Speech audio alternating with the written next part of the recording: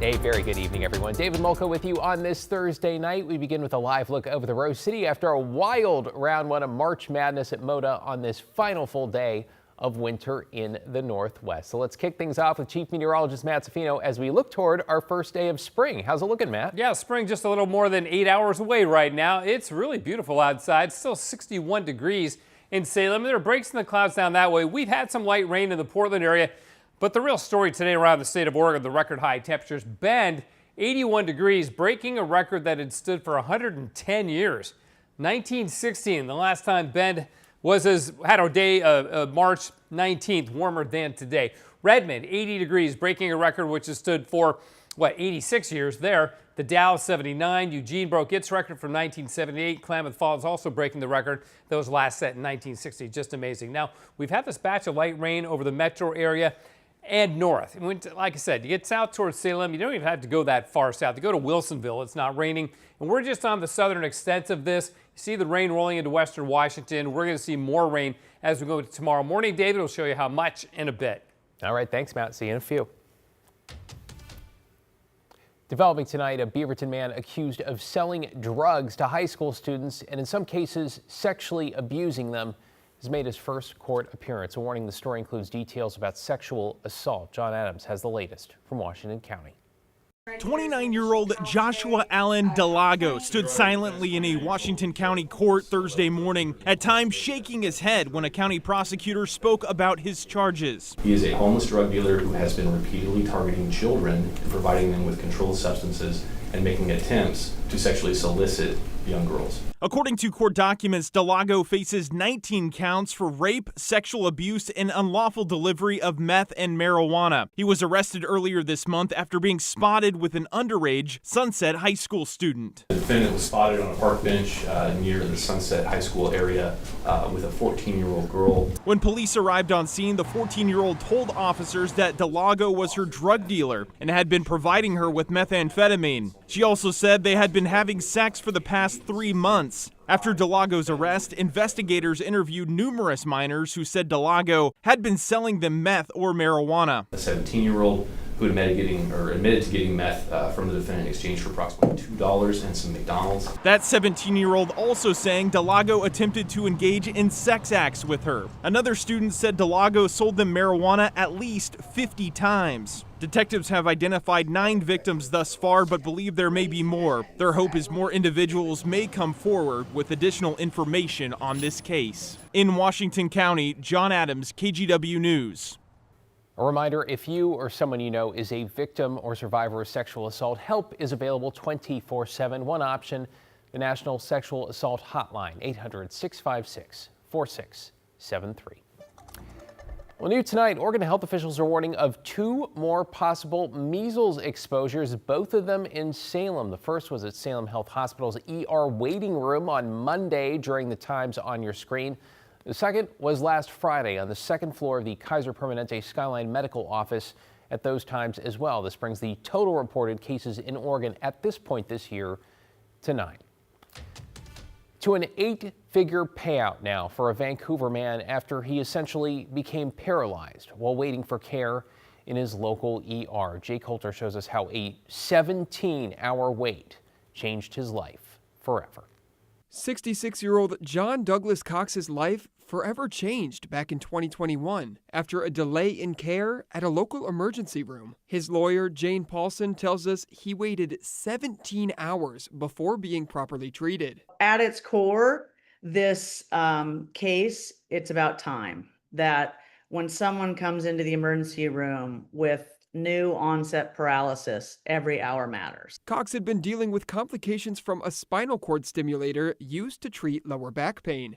Before the emergency room visit, Paulson says Cox had been treated at Kaiser for 4 days for an infection, but was discharged with antibiotics. But that night, he took a turn for the worse. His wife called 911 that he was going paralyzed. Paulson says crucial hours went by at Peace Health without proper treatment.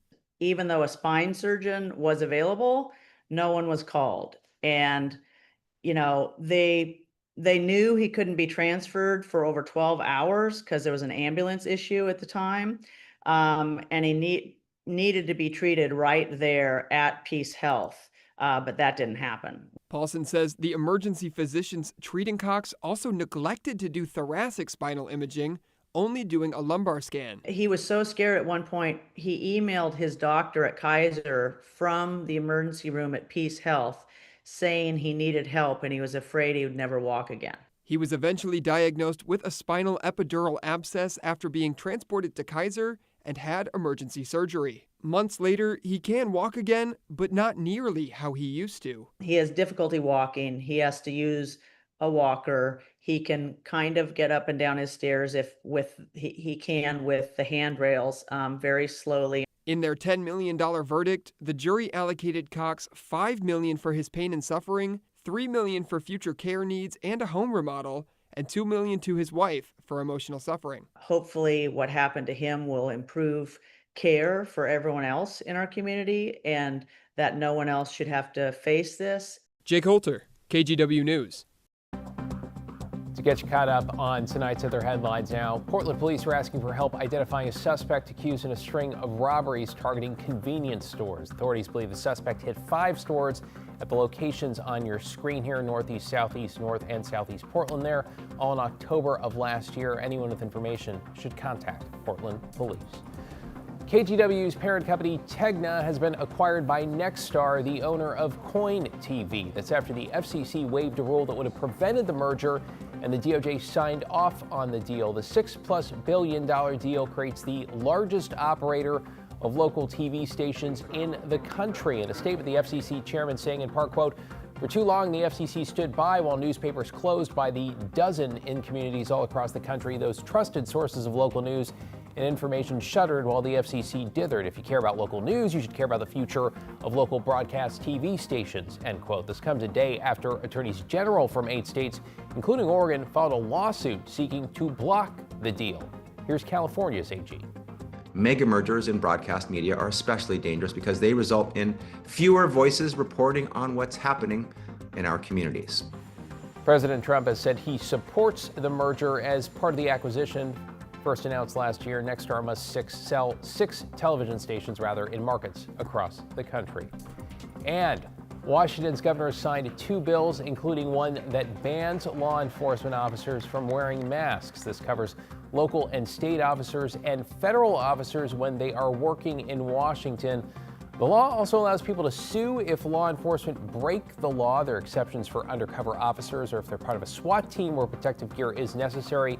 The other bill bans people from impersonating law enforcement by using fake badges or other insignia. Well, to a tragic update tonight in Spain, where an American college student celebrating spring break with friends in Barcelona has now been found dead. Maribel Gonzalez has the latest. James Jimmy Gracie, a 20-year-old junior at the University of Alabama, was last seen by a friend around 3 a.m. local time Tuesday outside a Barcelona nightclub called Xoco. Thursday afternoon, a spokesperson from Barcelona law enforcement confirms Gracie's body was recovered in shallow waters off Somorrostro Beach, a stretch of beach in front of the nightclub. The spokesperson says, quote, "Everything points to it being an accident, not a criminal act." Gracie's aunt spoke to CNN before his body was recovered and described his good character. Jimmy is a great kid, Midwest guy, loving life down at University of Alabama, chaplain of his fraternity, honors student in the accounting program there, beloved son of his mom and dad, great older brother, hockey player. Gracie arrived to the city Monday to visit friends for spring break and went out that night, but got separated from the group. We've been working closely with local authorities and Senator Britt's office, the State Department, U.S. Embassy here in Barcelona. Employees at Xoco nightclub declined to comment about Gracie's disappearance, but confirmed they have turned over CCTV footage to police. It's unclear whether the security footage shows Gracie. Gracie's mother says police also have his phone, who said it was recovered after being stolen. Maribel Gonzalez, KGW News. Well, we are 2 months out from the Oregon primary, and today Washington's Secretary of State added his voice to the mix on a federal effort to change voting requirements for all Americans. The bill, it's called the Save America Act, would require you to show proof of citizenship to register and to show proof of ID to cast your ballot. Secretary of State Steve Hobbs saying the change would blow a $35 million hole in his state's budget. And though it is not in the bill, President Trump has also said he wants to largely end mail-in voting. No mail-in ballots except for illness, disability, military, or travel. Mail-in ballots are a disaster, and I'm not doing it for this reason at all. It'll guarantee the midterms. It'll guarantee the midterms. The SAVE Act doesn't save anything. It just suppresses Americans' ability to access the ballot box. If your name has changed since you were born, like maybe a marriage, you'll have to go through additional links to prove your eligibility. Well, the act has cleared the House, though Republicans don't currently have the votes they need in the Senate.